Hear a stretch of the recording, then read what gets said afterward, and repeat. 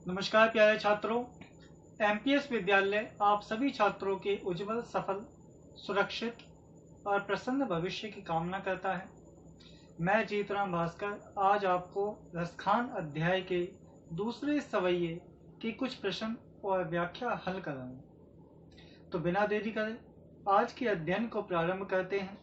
हमने पिछली कक्षा तक क्या जान लिया था, इसे एक बार दोहराहन करके आज के अध्ययन को प्रारंभ करते हैं। हमने पिछली बार जाना था, या लकुटी अरु कामरिया पर राजती हूँ पर कोत जी डालो, आठों सिद्धि नामों ने देखो सुख नंद की गाई चराई बिसारो। ए रस खान का बहन ननन ते ब्रज के बन बाग तड़ाग निहारो, कोटिक लोकल द्योत के धाम कादिल की कुंजन ऊपर बारो। प्रस्तुत सवैये में रसखान कवि भगवान श्री कृष्ण के प्रति अपनी अनन्य भक्ति को व्यक्त करते हुए कहते हैं कि प्रभु जिस लाठी और कंबल को लेकर के गाय चराने जाते थे, उस लाठी और कंबल पर तो मैं तीनों लोकों के राज्य को त्याग सकता हूँ। 8 सिद्धि और 9 निधियों के सुख को नंद बाबा की गाय चराने पर भुला सकता हूँ। इस रसखान को हे प्रभु कब अपने नेत्रों से ब्रज के वन, उपवन और तालाबों को देखने का अवसर मिलेगा। करोड़ों कलघोट के धामों को यानी कि राजमहलों के सुख को मैं काटेली झाड़ियों के ऊपर न्यौछावर कर सकता हूँ, जो यमुना के पास कालिल नामक झाड़ी नुमा वृक्ष की स्थान है, उद्यान है। उन पर मैं करोड़ों महलों के सुख को भी त्याग सकता हूँ, क्योंकि उसी यमुना किनारे भगवान श्री कृष्ण गायों को चराने आते थे। इसलिए मैं उन काटिली झाड़ियों पर राजमहलों के सुख को भी त्याग सकता हूँ। इतना हमने विस्तृत अध्ययन पिछली कक्षा में कर लिया था। आज हम जानेंगे कि किस तरह से प्रश्न पूछे जा सकते हैं। 2 तरह के प्रश्न पूछे जाते हैं, एक तो प्रश्नोत्तर संबंधित, एक व्याख्या संबंधित। तो जैसे एक सवैया दिया, इसमें से प्रश्न पूछ लिया कि प्रस्तुत सवैये में रसखान ने क्या व्यक्त किया है, इस पूरे सवैये में रसखान ने क्या बताया है। इस पूरे सवैये में रसखान कवि ने भगवान श्री कृष्ण के प्रति अपनी अनन्यता को व्यक्त किया है, यानी कि भगवान श्री कृष्ण के प्रति अपनी गहरी और अटूट भक्ति को व्यक्त किया है। और अपनी गहरी भक्ति को, अपनी अनन्य भक्ति को व्यक्त करते हुए रसखान कवि ने चाहा है कि जिस लाठी और कंबल को लेकर श्री कृष्ण गायों को चराने जाते थे, उस लाठी और कंबल के लिए तो मैं तीनों लोगों के राज्य को भी त्याग दूं। रसखान कवि कहते हैं कि नंद बाबा यानी कि भगवान श्री कृष्ण के पालक पिता, उनकी गायों को चराने से जो मुझे सुख मिलेगा, वो 8 सिद्धि और 9 निधियों से प्राप्त सुख के लिए मैं भुला सकता हूँ।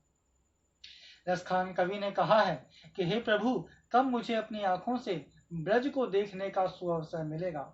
मैं करोड़ों महलों के सुख को कादिल की कटीली झाड़ियों पर न्यौछावर कर सकता हूँ। इस तरह रसखान कवि ने भगवान श्री कृष्ण के प्रति अपनी अनन्य भक्ति को इस सवैये के अंदर व्यक्त किया। दूसरा प्रश्न, रसखान किस लाठी और कंबल के लिए क्या कर सकता है। रसखान भगवान श्री कृष्ण की लाठी और कंबल के लिए तीनों लोकों के राज्य को भी त्याग सकता। जिस लाठी और जिस कंबल को लेकर भगवान श्री कृष्ण गाय चराने जाते थे, उस लाठी और कंबल के लिए तो रसखान कवि तीनों लोकों के राज्य को त्याग सकता। अब व्याख्या पर आ जाइए कि हम किस तरह से व्याख्या करेंगे। सबसे पहले अंश लिखेंगे। अंश लिखने के लिए शुरुआत के 2-3 शब्द, बीच में डैश डैश डैश और अंतिम 2-3 शब्द, ये अंश कहलाता है। इसके बाद आ जाओ कठिन शब्दार्थ। कठिन शब्दार्थ जैसे कामरिया यानी कि कंबल, लकुटी यानी कि लाठी, तारो डालो यानी कि त्याग दूं, बिसारो यानी कि भुला दूं, निहालो यानी कि देखूं, और वालों का मतलब न्यौछावर कर दूं, कुंजन का मतलब उद्यान, कलद्योत का मतलब राजमहल। इस तरह से आप कठिन शब्द लिखिए, 2 लाइन में, 1.5 लाइन में, 2.5 लाइन में। इसके बाद आता है संदर्भ। संदर्भ में 3 बातें बताते हैं, पुस्तक का नाम, पाठ का नाम, कवि का नाम। किस तरह से, ध्यान से सुनना। प्रस्तुत सवैया हमारी पाठ्य पुस्तक क्षितिज में संकलित कवि रसखान द्वारा रचित रसखान के सवैये नामक शीर्षक से लिया गया है। इसमें पुस्तक का नाम आ गया, पाठ का नाम आ गया और कवि का नाम आ गया। एक बार दोबारा सुन लीजिए। प्रस्तुत सवैया हमारी पाठ्य पुस्तक क्षितिज में संकलित कवि रसखान द्वारा रचित रसखान के सवैये नामक अध्याय से लिया गया है या उद्धृत है। यह आपका संदर्भ हो गया। इसके बाद नंबर 4 पर आता है प्रसंग। प्रसंग का मतलब हो गया पूरे काव्यांश में जो सबसे महत्वपूर्ण बात है। इस पूरे काव्यांश में जो सबसे महत्वपूर्ण बात है वो रसखान के द्वारा भगवान श्री कृष्ण के प्रति अनन्यता को व्यक्त करना, तो वही प्रसंग बन जाएगा। प्रस्तुत काव्यांश में रसखान कवि ने भगवान श्री कृष्ण के प्रति अनन्यता व्यक्त की है या अपनी अनन्य भक्ति को व्यक्त किया है। इसके बाद व्याख्या। व्याख्या में आप इन चारों लाइनों को सरल अर्थ को 1.5 से 2-2.5 गुना शब्दों के अंदर व्यक्त करोगे। जैसे प्रस्तुत काव्यांश में रसखान कवि भगवान श्री कृष्ण के प्रति अपनी अटूट एवं गहरी भक्ति को व्यक्त करता है और कहता है, जिस लाठी और कंबल को लेकर श्री कृष्ण गायों को चराने जाते थे, उस लाठी और कंबल के लिए तो मैं तीनों लोगों के राज्य को भी त्याग सकता हूँ। रसखान कवि कहता है कि नंद बाबा की गायों को चराने पर जो सुख मिलता है, उस सुख के पीछे तो मैं 9 निधि और सिद्धि 8 सिद्धि और 9 निधियों से जो सुख मिलेगा उसे भी भुला सकता हूँ। रसखान कवि कहता है कि हे प्रभु, कब आपकी कृपा होगी और मैं अपने इन नेत्रों से ब्रज के वन उपवन और उद्यानों को, तालाबों को देख पाऊंगा।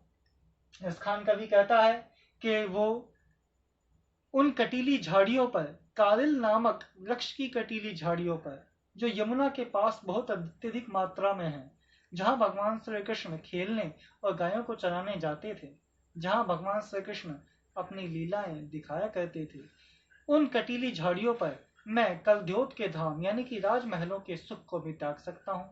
इस तरह रसखान कवि भगवान श्री कृष्ण के प्रति अपनी अनन्यता को इस सवैये के अंदर व्यक्त करता है।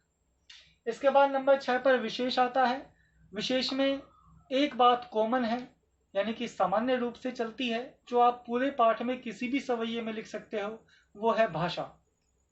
इस पूरे पाठ की भाषा ब्रज है। आप कैसे लिखोगे? प्रस्तुत काव्यांश सरल, सुबोध, भाव अनुरूप ब्रज भाषा में रचित है। नंबर 2 बात, इस पूरे काव्यांश का जो छंद है वो सवैया है। इस पाठ में से कोई सा भी सवैया आता है तो उसका छंद भी सवैया ही होगा। आप कैसे लिखोगे? प्रस्तुत काव्यांश सवैया छंद में रचित है। नंबर 3 अर्थ संबंधी विशेषता। इस काव्यांश में जो अर्थ संबंधी विशेषता है, जैसे रसखान कवि ने श्री कृष्ण के प्रति अपनी अटूट भक्ति को व्यक्त किया है। 8 सिद्धि और 9 निधियों के बारे में आप बता सकते हो। जैसे 8 सिद्धियां होती हैं, अणिमा, लघुमा, गिरिमा। मैं आपको आपके ग्रुप पर इन सभी के नाम भेज दूंगा। 9 निधियां जैसे खर्व, वर्च, सर्व, शंख, महाशंख, पद्म, नील, ये सब 9 निधियां होती हैं। आप इनका वर्णन कर सकते हो विशेष के अंदर। इसके अलावा भी आप और भी जो इस काव्यांश में आपको विशेष बात लगती है वो विशेष के अंदर लिख सकते हैं। इस तरह हम इस काव्यांश की व्याख्या करेंगे।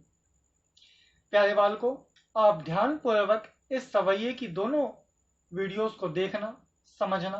कोई दिक्कत आए तो फिर पूछना। आपका गृह कार्य यही है कि आप इस पूरे काव्यांश की व्याख्या करोगे और इन दोनों प्रश्नों का उत्तर भी अपनी नोटबुक में नोट करोगे। यदि कोई दिक्कत आती है तो आप मुझसे मेरे पर्सनल फोन नंबर पर पूछ लेना। आप सभी प्रसन्न रहें। आपके उज्जवल एवं सफल भविष्य की एमपीएस विद्यालय कामना करता है। धन्यवाद।